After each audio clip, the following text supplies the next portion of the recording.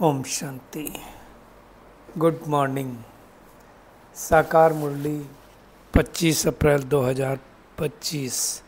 बाबा का मीठा मीठा लेटर हम मीठे मीठे बच्चों के मीठे मंथन के लिए। मंथन शुरू करने से पहले प्रेम के सागर शिव बाबा की प्रेम भरी किरणों के नीचे बैठ जाते हैं और अनुभव करते हैं कि मैं प्रेम स्वरूप आत्मा हूँ, प्रेम के सागर की संतान हूँ। आज की साकार मुरली बहुत सारे गुह्य रहस्य बाबा ने समझाए हैं। पहली बात बाबा ने कहा, मत की बात की है कि भगवान हमें श्रीमत दे रहा है, इसलिए अभी हमें देहधारियों की मत तो छोड़ ही देनी चाहिए और एक ईश्वर की मत पर चलना चाहिए। लेकिन क्या होता है कि हमें भरोसा नहीं होता है तो हम देहधारियों की मत पर चलते हैं। दूसरी बात बाबा ने कहा, उन बच्चों को बाबा ने याद किया है जिनकी बुद्धि अभी तक भटक रही है। भटक रही है मतलब क्या हो गया? ईश्वरीय मत में तो कोई भरोसा है नहीं, तो फिर क्या करते हैं? वो भटकते रहते हैं, भक्ति भी करते हैं और ज्ञान भी करते हैं। बाबा ने यूजुअली मना नहीं करता है, लेकिन आज बाबा कह रहा है भक्ति, गंगा स्नान आदि भी करते रहते हैं और बाप की मत पर भी चलते हैं। अब आप सोचो, ये जो दो दो मत पर चलते हैं, इनका बाबा ने कहा हाल क्या होगा, इसके हम गहराई में जाएंगे। बाबा ने आज क्यों कहा ऐसा? और दुनिया में जब कहीं दुखी होते, कोई अपना कुछ धोखा दे या कुछ भी हो, तब ये गीत गाते हैं, इस पाप की दुनिया से कहीं और ले चल। कहाँ? जहाँ सुख मिले, जहाँ चैन मिले। आप सोचो, भक्ति में अगर कुछ मिलता ही होता तो आज बाबा ने कहा, ब्रह्मा बाबा ने तो 12 गुरु किए, फिर भी तो तमो प्रधान ही बना ना। और बाबा ने देह अभिमान को लेकर के बहुत कड़ी बातें बाबा ने किया है, क्योंकि देह अभिमान होगा तो पद भी कम मिलेगा, दास दासी बनेंगे आज बाबा ने कहा। और देही अभिमानी होंगे उतना तंदुरुस्त और निरोगी बनते जाएंगे। इसकी भी गहराई में जाएंगे। आज बाबा ने कहा, देखो यहाँ पर तो भ्रष्टाचारी राज है, यथा राजा रानी प्रजा सब भ्रष्ट है। सतयुग में यथा राजा रानी प्रजा सब भ्रष्टाचारी होते, इसलिए वहाँ कोई दुख नहीं होता। और बाबा ने आज बड़ी बात कही है कि ज्ञान मार्ग में जो आप समान बनने की सेवा नहीं कर सकते, तेरे मेरे की चिंताओं में रहते हैं, वो बीमार रोगी हैं। मतलब साइकोलॉजी की बात की बाबा ने। क्यों रोगी कहा? बाबा तो कहता है बाप के सिवाय किसी और को याद किया तो भी व्यभिचारी हुए ना। और एक बहुत बड़ी बात बाबा ने कही है कि शिव बाबा को नहीं याद करते तो गोया पाप करते हैं। इसका मतलब क्या हुआ कि हम शिव बाबा को नहीं याद करते तो किसी को तो याद करते ही होंगे। उसके बारे में बाबा ने कहा। आज फिर से बाबा ने कहा, अगर बाप कहते हैं रोज पोता मैल निकालो, अब क्या बोलेंगे? फिर भी बच्चे निकालते नहीं हैं। आप सोचो, अगर कोई बात भगवान रोज रोज कह रहा है, इसका मतलब इम्पोर्टेंस कितनी? मुरली में इतनी सारी बातें होती हैं, फिर भी वो अगर इस पर जोर दे रहा है तो कोई तो बात होगी। और बाबा ने कहा कि हर प्रकार से की परहेज करनी चाहिए। खान पान कैसा है, हम लोभी तो नहीं हैं, क्योंकि जब तक हम कर्मातीत नहीं हुए, माया कुछ ना कुछ उल्टा कर्म कराएगी, है ना? तो उसको हम देखने वाले हैं। और निर्णय शक्ति और कंट्रोलिंग पावर दोनों बहुत इम्पॉर्टेंट शक्तियां हैं। 8 शक्तियों में से 2 शक्तियां हैं, तो उसकी गहराई में भी हम जाएंगे। क्योंकि जब कोई भी आत्मा संपर्क में आती है तो डिसाइड करना होता है, उसकी नब्ज देखनी होती है, तो उसके लिए परखने की शक्ति चाहिए, साथ साथ निर्णय करने की भी शक्ति चाहिए। तो उसकी भी गहराई में जाएंगे। और सर्वशक्तिमान को साथी बना लो तो माया पेपर टाइगर बन जाएगी। आज की ये पूरी मुरली है। आज हम शुरुआत करेंगे जो दोनों तरफ पैर रखते हैं। आज जो बाबा ने कहा ना किन बच्चों की बुद्धि का भटकना अभी तक बंद नहीं हुआ। बंद नहीं हुआ मतलब बाबा के ज्ञान में भी चल रहे हैं और भक्ति में भी भटक रहे हैं। इसका कारण आज बाबा ने जो कहा उसका कारण यही है कि बाप में पूरा निश्चय नहीं है। आते हैं लेकिन भक्ति भी साथ साथ चलती है। तो चेक करें कि क्या मेरा ऐसा तो नहीं चल रहा है। अगर ऐसा चल रहा होगा तो क्या भगवान के ऊपर मेरा निश्चय नहीं है? अगर निश्चय है तो फिर दूसरों की मत पर जाके धक्का क्यों खाते रहते हो? एक तरफ ज्ञान सुनते हैं और दूसरे तरफ जाकर के गंगा स्नान करते हैं, गुरुओं के पास जाते हैं, कंठी पहनते हैं, माला पहनते हैं, माला फेरते हैं। क्या होगा? क्या बाबा ने कहा गंगा पतित पावनी है या गुरु लोग सदगुरु हैं? क्यों जाते हैं? बाबा ने कहा अगर आप जाते हैं मनुष्यों की मत पर, स्नान आदि करते हैं, भक्ति करते हैं, इसका मतलब क्या हुआ? ऊंच बाप परमात्मा जो आकर के हमें मत दे रहा है उसकी मत पर हमको कोई भरोसा नहीं है। कहते हैं ना ईश्वरी मत, आसुरी मत, मन मत। आज बाबा ने तो टफ शब्द यूज किया, दोनों तरफ पांव रखा तो चीर पड़ेंगे। दो नावें हैं, आप फर्ज करो, एक नाव पर एक पैर रख लिया, मतलब एक नाव भक्ति की नाव है, एक नाव ज्ञान की नाव है। दोनों पे पैर रखा और दोनों नावें चल रही पैरेलल, ठीक है। लेकिन अगर जरा सी डायरेक्शन दोनों नावों की बदली तो क्या होगा? जो बाबा कह रहा है चीर पड़ेंगे। एक तरफ कहते हैं बाबा हम आपके हैं, आपकी श्रीमत पर चलेंगे, श्रेष्ठ बनेंगे, और एक तरफ दूसरी नाव पर भी चलते हैं। फायदा कुछ है क्या? बाबा तो आज ब्रह्मा बाबा का एग्जाम्पल दे रहा है, 12 भी गुरु किया तो भी तो तमो प्रधान बना ना, फायदा तो नहीं हुआ। तो हमें चेक करना है कि मैं परमात्मा राम की मत पर चलता हूँ या माया रावण की मत पर चलता हूँ, भक्ति करता हूँ या ज्ञान करता हूँ। क्योंकि भक्ति और ज्ञान में दिन रात का फर्क है। बाबा तो कई बार मुरलियों में कहता है भक्ति है रात और ज्ञान है दिन। तो हमें चेक करना है कि हम एक भगवान से ही सुनते हैं। अब व्यभिचारी याद है, व्यभिचारी तो नहीं है, वो हमें खुद को चेकिंग करना है। क्योंकि भगवान जब आ कर के हमें अव्यभिचारी बना रहा है तो फिर हम भटक क्यों रहे? क्योंकि भगवान की मत ही हमें सुखी बनाने वाली, फिर भी हम देहधारियों की मत पर चले पड़े। कई लोग कहेंगे तो वो गुरु किया है तो क्या करें? गुरु आपने किया है, अभी तो सदगुरु मिला, और गुरु को छोड़ने की बात नहीं है। बात है कि सदगुरु में तुम्हारा निश्चय कितना है। आप सोचो, एक तरफ दुनिया वाले कह रहे हैं ऐसा करो और एक तरफ भगवान कह रहा है, किसकी हम सुनेंगे? 63 जन्मों से तो दुनिया वालों की सुनती रहे, अब कम से कम भगवान की सुनो। फिर धक्का खाते रहते, और धक्का खाते रहते तभी भी प्रॉब्लम्स होना चालू होती है। आप घूमने जाओ लेकिन धक्का नहीं खाओ, विश्वास रखो। कई लोगों को मैंने देखा विश्वास नहीं होता, वो क्या करेंगे? मंदिर भी जाएंगे, मस्जिद भी जाएंगे, गुरुद्वारा भी जाएंगे। वो जो कहानी पंडित जी वाली सुनाते हैं ना, वही हाल है। आप देखो भक्ति में आप पूरा साल अलग अलग देवी देवताओं की पूजा करते ही रहते हैं। उसका कारण क्या? हमारे अंदर डर लगा रहता है कि अगर इनको नहीं किया तो कुछ नुकसान ना हो जाए ना। और कई लोग बड़े चतुर होते हैं, वो क्या कहते हैं? ज्ञान में तो चल ही रहे हैं ना, थोड़ी भक्ति भी कर लेंगे, क्या पता ज्ञान गलत हुआ तो भक्ति से तो कुछ मिलता रहेगा, ऐसा सोचते हैं। इसलिए धोखा खाते रहते हैं। आप देखो जीवन भर, एक्चुअली ये वो लोग होते हैं जो थोड़ा कमज़ोर होते हैं, और जो थोड़ा कमज़ोर होते हैं उनकी बुद्धि एकाग्र नहीं होती एक जगह पर, उनको निश्चय नहीं होता है। खुद के ऊपर मुझे लगता है निश्चय नहीं होगा तो खुदा के ऊपर निश्चय कहाँ से आएगा? तो भटकते रहते हैं। अब इतना ऊंचे तो ऊंचा भगवान जो पढ़ा रहा है, एक तो क्या परखने की शक्ति भी चाहिए। कई बार हम परख ही नहीं पाते कि भगवान पढ़ाता है कि नहीं पढ़ा रहा है।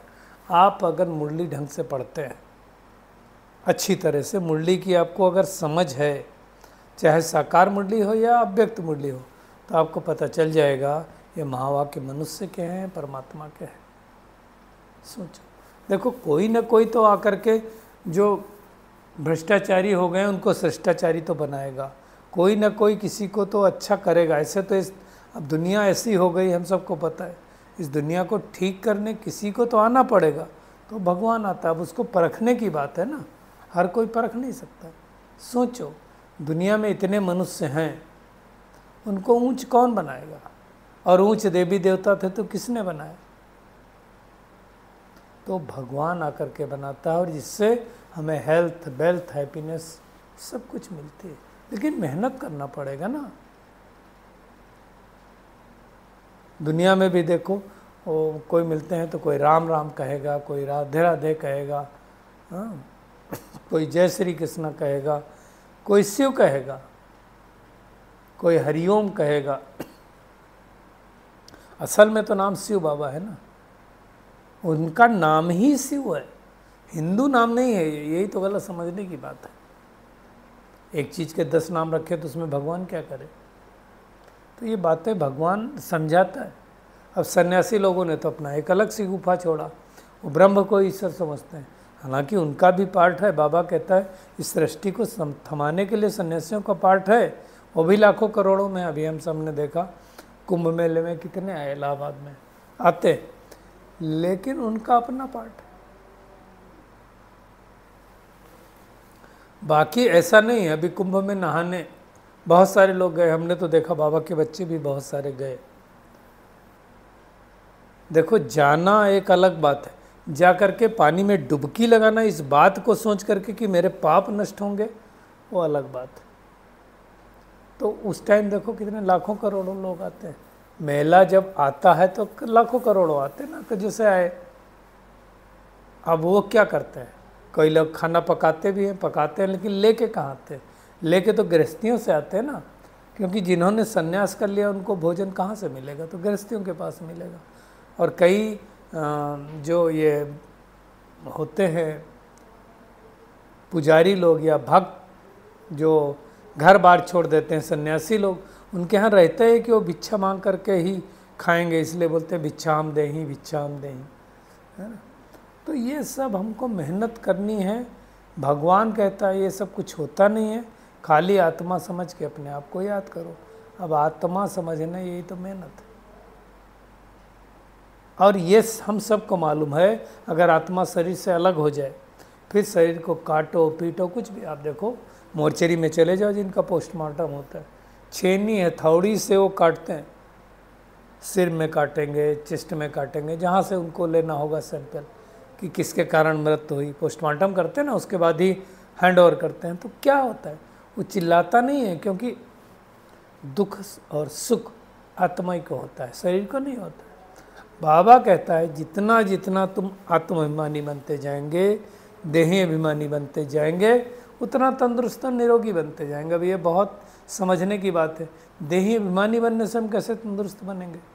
देखो, एक बात हम सब ने पहले से सुनी है, पढ़ी है, महसूस भी किया है कि जब हम आत्मिक स्वरूप में होते हैं तो मुझ आत्मा से 7 गुण यानी 7 किरणें, ज्ञान, पवित्रता, सुख, शांति, प्रेम, आनंद और शक्ति, इस चारों ओर फैलती रहती है।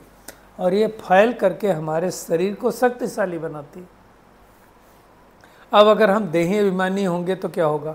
ये ज़्यादा किरणें फैलेंगी तो मन भी पावरफुल होगा और तन भी स्वस्थ होगा। क्योंकि इसी के आधार पर सतयुग त्रेता में तो हर कोई आत्माभिमानी होता है, और इसी के कारण सतयुग में सब 21 जन्मों तक त्रेता युग में निरोगी रहते हैं। तो ये मेहनत करनी है। आज बाबा ने कहा सजाओं से बचने का भी उपाय ही है। जितना देही अभिमानी बनेंगे, बाबा को याद करेंगे, उतना विकर्म नष्ट होगा, उतना सजाएं नहीं मिलेंगी। परंतु बाबा कहता है कईयों की तकदीर में ज्ञान है ही नहीं, तो उनको कहते रहो, वो आगे पीछे करते रहेंगे, वो नहीं आएंगे कभी। पार्ट ही नहीं है तो आएंगे कैसे? अगर किसी के अंदर वो रिकॉर्डिंग ही नहीं है तो गीत बजेगा कैसे? बाबा कहता है जब तक तुम्हारे कुल में आए ना आए, अर्थात ब्रह्मा मुख वंशावली ब्राह्मण ना बने, तो देवता नहीं बन सकते। आज बाबा ने उनको भी याद किया कि जो बाबा के बने थे, पहले की बात है तो साकार मुरली, कि भगवान को जाना पहचाना, मिले, एक दो बार चिट्ठी लिखी, फिर गुम हो गए। आज उनको भी बाबा ने कहा सतयुग में आएंगे, परंतु प्रजा में आएंगे। प्रजा तो बहुत बनती है ना, लेकिन लास्ट में बहुत पछताएंगे। अगर देह अभिमान रह गया तो क्या बनेंगे? दास दासी बनेंगे।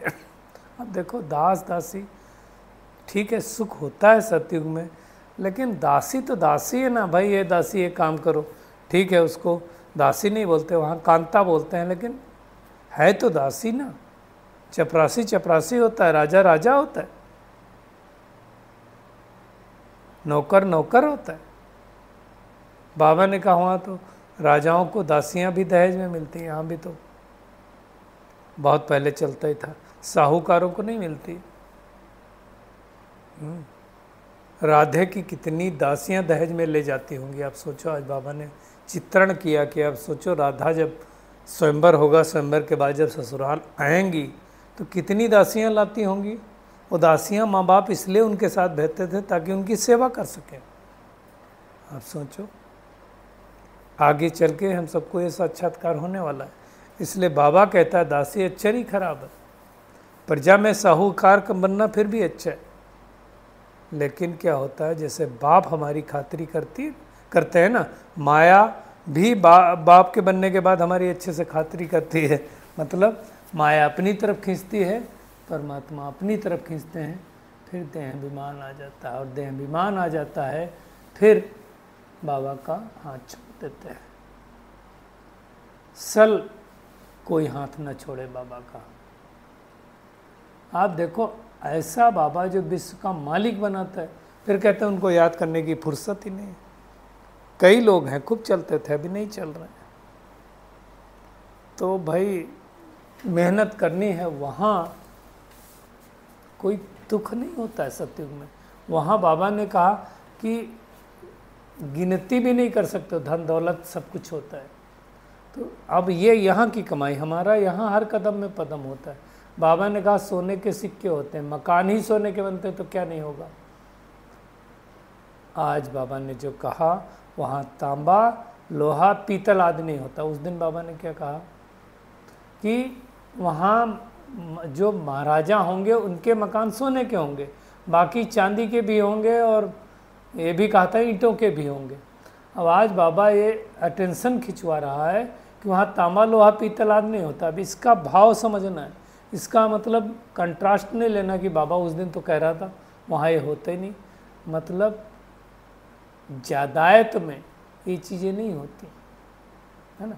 धातु वहाँ सोने का सिक्का चलता है, ये समझने की बात है ना।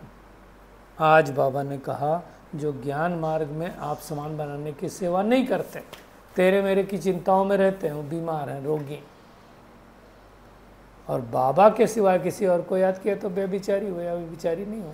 इसलिए बाबा कहता मेरी ही सुनो, मेरे को ही याद करो। आज तो बाबा ने कहा शिव बाबा को याद नहीं करते तो गोया पाप करते हो। ये क्यों कहा बाबा ने, इसकी गहराई में जाएंगे। अगर हम शिव बाबा को नहीं याद करेंगे तो किसी और को याद करेंगे, और अगर किसी और को याद करेंगे मतलब क्या, हर एक की बैटरी क्या हुई होगी। शिव बाबा की तो 100% हमेशा चार्ज रहती हो, तो जन्म मरण में आता नहीं। किसी और को याद करते हो डिस्चार्ज बैटरी है, और डिस्चार्ज बैटरी को मैं आत्मा अगर कनेक्ट होंगी तो मेरी बैटरी क्या होने वाली, डिस्चार्ज ही होने वाली है ना। इसलिए बाबा ने कहा शिव बाबा को नहीं याद करते गोया पाप करते। लेकिन माला का दाना बनना कोई मासी का घर थोड़ी है, आसान थोड़ी है। इसलिए बाबा कहता पोता मेल निकालो,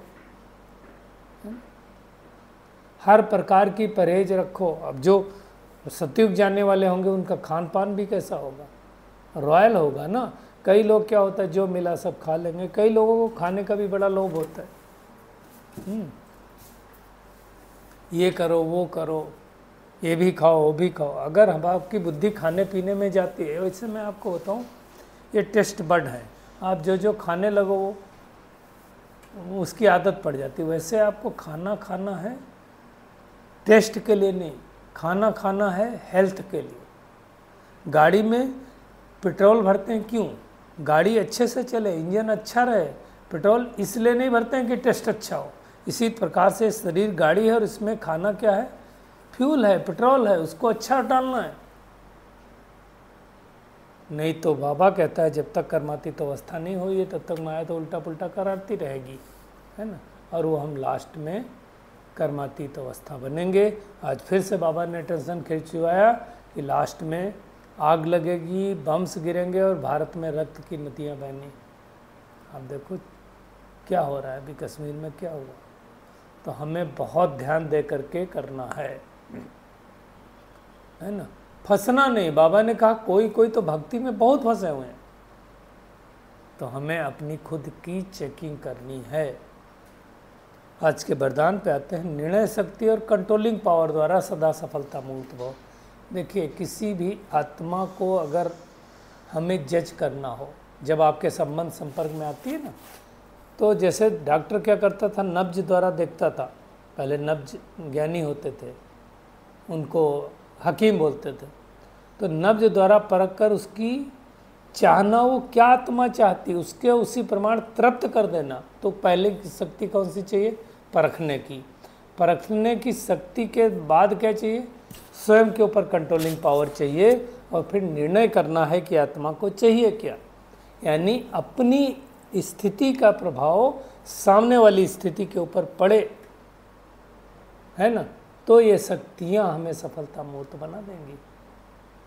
तो पहले हमें हमारे अंदर कंट्रोलिंग पावर चाहिए, हमारे अंदर जजमेंट पावर चाहिए, है ना, हमारे अंदर परखने की शक्ति चाहिए। सर्वशक्तिमान को साथी बना लो तो माया पेपर टाइगर बन जाती है ना, फिर वो उस पर आप विजय प्राप्त कर लेंगे। बाबा ने कहा जब सेवा के क्षेत्र पर जाते हो तो हमने देखा खूब विघ्न आते हैं। उसका कारण यही होता है कि हम ईश्वरीय सेवाधारी नहीं समझते हैं, सेवाधारी समझते हैं। कल जैसे बाबा ने कहा था ना, खिदमतगार बनते हैं, खुदाई खिदमतगार नहीं बनते। तो सिर्फ सर्विस पर नहीं, ऑन गॉड फादरली सर्विस पर हूँ, ये स्मृति से रहेंगे तो क्या होगा, याद और सेवा कंबाइंड हो जाएगी। तो ये हम सबको मेहनत करनी है। तो आज की पूरी मुरली का टेक होम यही है कि अब हमें निर्णय लेना है कि हमें ईश्वरीय मत पर चलना है या भक्ति के मत पर। भटकना नहीं, भटकना बंद कर देना है। एक बाबा की ही अव्यभिचारी याद में रहना है, व्यभिचारी याद नहीं करनी है। तेरी मेरी की चिंताओं को छोड़ करके आप समान बनाने की सेवा करनी है। खान पान की बहुत परहेज रखनी, किसी चीज़ में लोभ नहीं रखनी है ना। ध्यान रहे माया कोई उल्टा सुल्टा कर्म ना करा दे। और निर्णय शक्ति कंट्रोलिंग पावर द्वारा अपने आप को शक्तिशाली बनाना है। और हमेशा ये ध्यान रहे कि मैं गॉडली